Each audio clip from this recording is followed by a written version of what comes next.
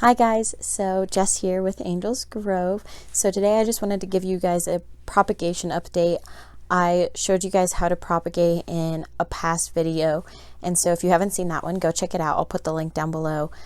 Otherwise, this is an update on kind of how those leaves are doing and some other leaves that I've propagated.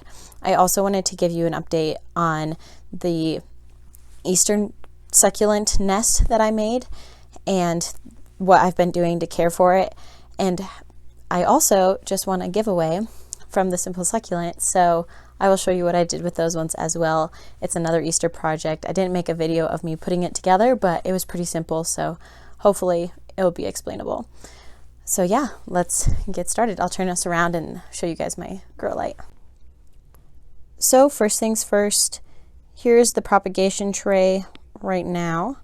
On the end here, these pink leaves are the Pearl von Nürnbergs that I propagated in my propagation video. You can see there's a little rosette forming on this leaf here. There's another little one coming up. Here's one with some roots. You can see here that the roots are starting to form a little bit. So those are doing well. They are a little bit more slow growing than some of my other ones that I'll show you here in a second that I propagated about the same time. This Echeveria furls is doing good. There's no leaves yet, but there are tons and tons of roots. If you can see that. So yeah, here are a couple Debbies. And then my Lilacina babies are pushing out tons and tons and tons of roots. And then over here are some neon breakers, pink and blue ones, and then my mystery succulent, and then a couple other random ones that I've been trying to propagate. So yeah, oh, and then like a ton of pandas. But so that's the tray there. So I just wanted to talk about this and what I do to maintain it. So if I take a step back, you'll see that it is under a grow light. However, it is a fair amount, probably like a foot away from the actual lights, because I want them to have light, but I don't want them to get burnt. And so a lot of times with new succulents, you'll find that the roots get burnt and they don't produce anything afterwards. So I really didn't want that to happen. Another question that I'm sure I'll get asked is these roots are super pink as compared to the ones over here that are white. The pink is fine. Majority of the succulents produce pink roots, so don't worry, that's not meaning that they're getting burnt. I don't think I have one. Okay, maybe this one. I'll show you. So the difference between these two here, as you can see on the left, or yeah, hopefully you can see that the roots are a little thicker. They look a little healthier compared to the one on the right. The one on the right is really thin. That one could potentially be burnt. The only thing I would do with that to try to recover it is to try to cover up the roots with a little bit of dirt. Otherwise, it's fine. Now, depending on the different type of succulent, it will depend on what they produce first. So, and I guess just from leaf to leaf. So as you can see here, the bottom Debbie has some roots, but then the one above it, they have leaves. So that one's kind of dependent. However, you can see that all my Liliacenas are all producing roots first. So sometimes they produce the roots, sometimes they produce the leaves, sometimes they produce both at once. It really just depends on the type of succulent. You have to be really patient. I think this was about a month ago. You can check the timestamp on our propagation date, but otherwise that's when I potted up all of these and planted them out here. Here's a little container of calanchos. That one's doing pretty good. So yeah, in terms of watering this, I do not use a ton of water. I live in Colorado, so my climate is pretty mild for these guys indoors, and I don't have a lot of mealybugs, fortunately. I do get some occasionally, but they haven't been a huge problem.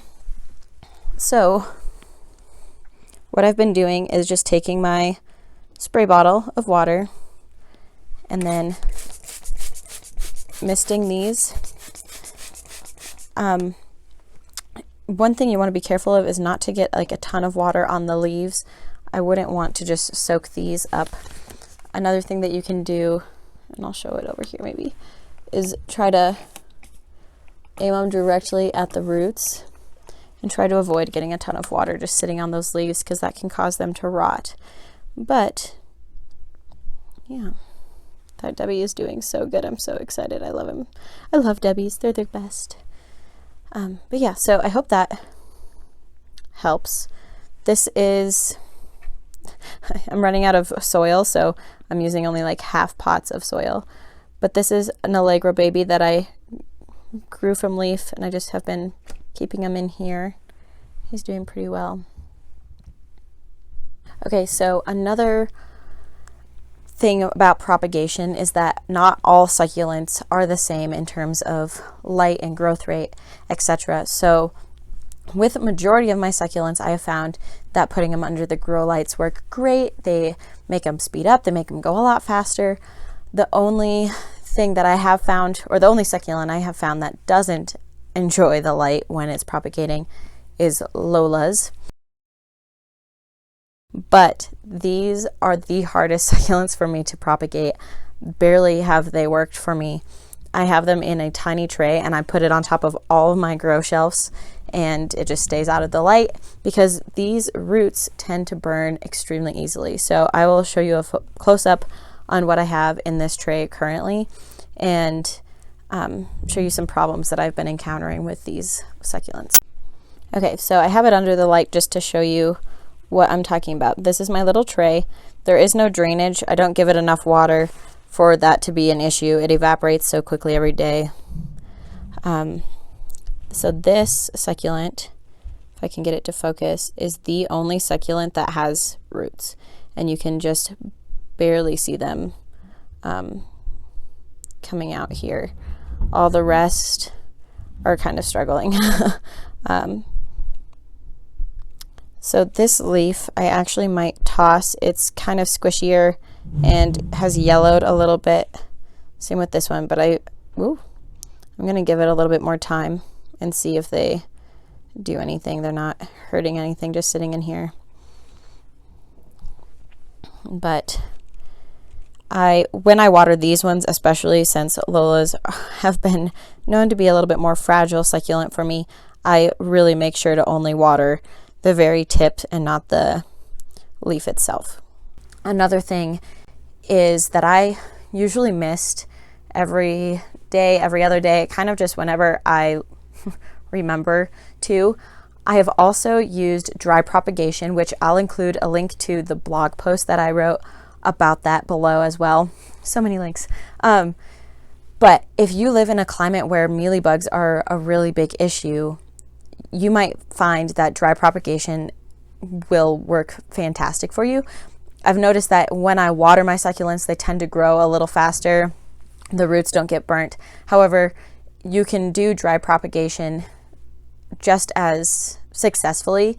It just might take a couple more days and the roots might get a little drier, but trust me, it doesn't hurt the succulent at all. And I hope that you have luck with that.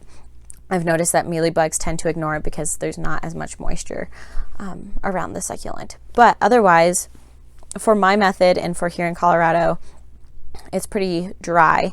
And so I spray, like I said, about every day. I'm going to go on spring break, and so I'm probably not gonna spray them for a week or 10 days. And so I'll probably just give them a nice little watering before I go, and then just ignore them, and when I come back they'll be perfectly happy. Remember that they are using their nutrients that are in their leaf that you pulled off from the parent plant, and so they have everything that they need, all the water, all of the nutrients, I don't know what else plants need, in that leaf already stored up, and so you don't have to actually be giving them anything. And so I actually have several leaves around here that are just sitting on a shelf or in a frisbee or by themselves that I'm not doing anything with, and they're doing just fine. So you can keep that in mind. Really, succulents are so resilient that you could practically do whatever with them. This is just the method that I've found to be the fastest. I haven't used misting my succulents in a really long time as a propagation method. I've just been doing dry propagation because I thought it was a lot easier and less work. But I'm going to try going back to this again, and it's been working pretty well. So just thought I would mention that for you. Okay, so the other thing I wanted to mention is water propagation. I currently don't have anything that I am water propagating. I have found that it doesn't help me. I know a ton of people that swear by it and love it, and you know, you can find out on your own if you like it or not, but I personally haven't had any success from it. So the only time I ever use water to soak a succulent in is if I have a cutting that was super neglected and it is just deathly looking, and no matter what I do to it, it won't grow roots. And so only then do I ever stick it in water and try to leave it there. It does work. It's a really slow process. You have to make sure that the water is constantly clean and you're refreshing that every day. You don't want anything growing in there. But otherwise, if you just take care of your succulents, you shouldn't need it, in my opinion. So I just water them, you know, about once a week or whenever the soil is dry. And I will do a succulent care video because I realized I don't have any of those, and that might be helpful for you guys. So I'll do that within the next couple weeks, and so hopefully you'll be able to not need water propagation either. So in one of the other videos, I'll post a link to it below, I showed you how to fix taller succulents. This is what has come out of that. So I left 3 of the leaves on from the rosette and then cut the rest of the rosette off. And this is how he's doing. These 2 on the bottom, ignore them. They were from a different project that I just stuck in the soil here. But like, look how big those 2 are. This one's perfect. He is coming along. I would say they're about the size of a quarter, this one is. So he's doing great. So I just keep watering him at the same rate that I water all the rest of my succulents, and they sit underneath my grow lights just the same as the rest of my succulents. Okay, so I mentioned earlier that I won a giveaway, and so I wanted to show you guys what I made. It's a little bit Eastery. Here's that. I found this little basket, and I'll show you guys a close-up of it. I found this little basket at King Soopers, and it was seriously only like $2 or $3. And then all of these succulents I got in the giveaway. I know this is an aeonium, but otherwise I have no idea what any of these succulents are. So I'm sure it wouldn't be too hard to figure it out. I just haven't put in the time to figure that out yet. However, all of the succulents arrived super healthy, and I wish I would have opened them up, but I was in a hurry when they came and I was about to go take a test. So I just opened them frantically. Maybe you saw it on my story on Instagram, but otherwise there's that. Here is that Easter basket. A little bit better look at it for the light. If you guys know what these succulents are, please let me know. That one with the red tips almost looks like some sort of jade to me. And that aeonium is so pretty. And then, I don't know if I'm going to be able to get a photo of it, but there's a little baby also, so that's perfect. And then also, I wanted to show you guys a close-up of the Easter nest succulent that I made. So here's him. Right now he is sitting under my grow lights because the place that I have him set is almost in the dark. We have no light that reaches that area. So a couple of the succulents have been getting a little discolored and stretching a little bit, which drives me insane. They'll be fine. I just don't personally love how they look. So when I am gone, I'm going to just keep him under the lights because I'm not going to be here to enjoy him anyway. And so he'll soak up all that good light. So when I get back, he'll be beautiful again. Okay, so here's just another little close-up of that Easter nest. As you can see, if I turn it this way, the succulents are getting a little leggy. You might be able to see it on those 2 in the front. And then this one, I don't know how I can show that to you.